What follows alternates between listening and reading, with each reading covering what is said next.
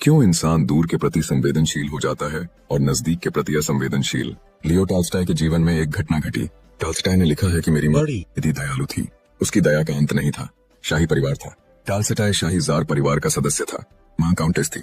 Tolstoy ने लिखा है कि माँ की ऐसी दया की हालत थी कि नाटक देखते वक्त उसकी आंखें सूज जाती थीं, रो रो कर। दो नौकरानियां दोनों तरफ आंसू पहुंचने के लिए रूमाल बदलती रहती थीं।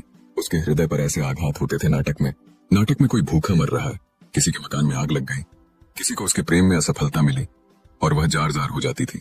और टॉल्स्टॉय ने लिखा है कि बाहर हमारा जो कोच, जिस पर हम बैठकर बग्घी पर जाते थे, बर्फ पड़ती रहती मास्को में, और अक्सर ऐसा होता कि हमारा जो कोचवान होता वह बर्फ में गलकर दब कर मर जाता।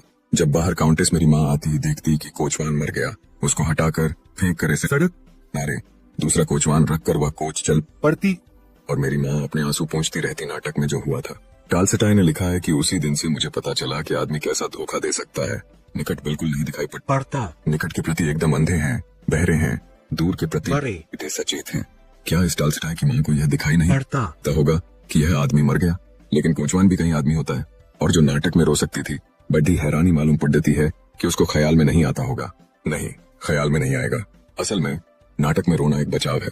जो नाटक में रो सकते हैं वे जिंदगी में बिल्कुल बधिर और अंधे होंगे। असल में नाटक में रोकर वे अपना रोना निकाल लेते हैं, और वह रोना बिना खर्च के है, सस्ता है, क्योंकि कोचवान के लिए रोना महंगा पड़ेगा और कुछ करना पड़ेगा। आदमी ने बड़ी व्यवस्था की है। दूर के प्रति सिद्धांत निर्मित करके वह पास के प्रति जिम्मेवारी से बच गया है। इतनी गहन बेईमानी है इसमें कि जिसका कोई हिसाब नहीं है। अपने निकट के लोगों को छूट कर दूर के लोगों को प्रेम करते हैं। दूर में अधजन ही नहीं है कोई। क्या अधजन है? आपके दरवाजे पर एक भिखारी भूखा बैठा हो तो कोई अधजन नहीं आती। विदेश में कोई भूखा है तो आप अधजन होते हैं। बहुत मजेदार बात है। आपकी ऐसी सड़क पर कोई मरा हुआ बेडीडा हो तो कोई हर्ज नहीं है। विदेश में कोई मर गया तो आप पर बेडीडा संकट आ जाता है। क्या गया है आदमी को? यह दूर इतना क्यों आकर्षित करता है? यह इसलिए आकर्षित करता है कि दूर के लिए सदा आप दूसरों को जिम्मेवार ठहरा सकते हैं।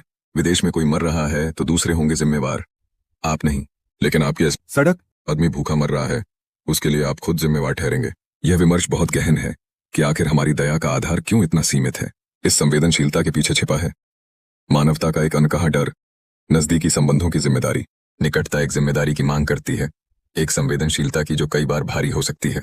हमें यह समझना होगा कि असली प्रेम और दया तभी जन्म लेती है जब हम अपने आसपास के लोगों के लिए सच में जिम्मेदार बनते हैं। क्या हम सच में इस दुनिया को सुधारने के लिए तैयार हैं, या केवल नाटक के भावनात्मक क्षणों में ही अपने आप को खोने में संकोच करते हैं? इस पर विचार करते हुए हमें अपनी संवेदनशीलता के दायरे का पुनर्मूल्यांकन करना होगा। यह लेख ओशो जी के ताओ उपनिषद पुस्तक से लिया गया है।